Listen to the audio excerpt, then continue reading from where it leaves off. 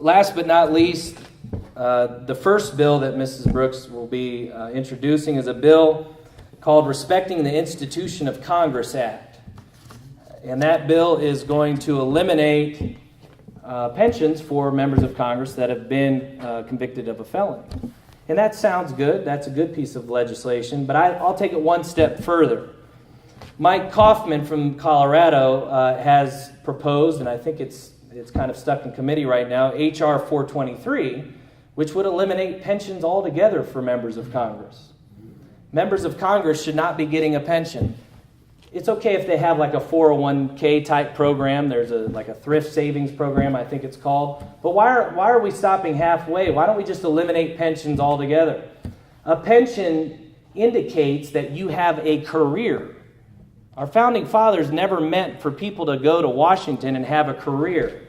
They meant for business owners like myself to go to Washington and represent the people of my district and serve my country for a period of time, and then go back to the private industry or private market and do what I do for a living, for a career. So pensions should go away altogether. Not just for people that are convicted of a felony, because quite frankly, how many of them have committed a felony that haven't been arrested? There's probably more than the small few that would be impacted by that legislation.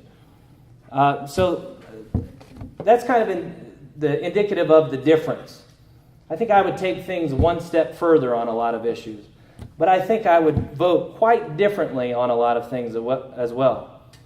Imagine if we had people in Congress that believed that when they swore an oath to uphold and defend the Constitution, that actually meant something. That they're not allowed to violate the Bill of Rights for security or for whatever other reason. It may sound good when it goes down on paper, but when you actually go to do it, you have to look at it and say, well, I can't do that.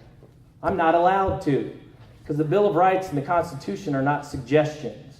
I don't view them as suggestions. I think that many of our members of Congress, including my opponent, do. And I think that one by one, starting with hopefully my seat, we need to change that.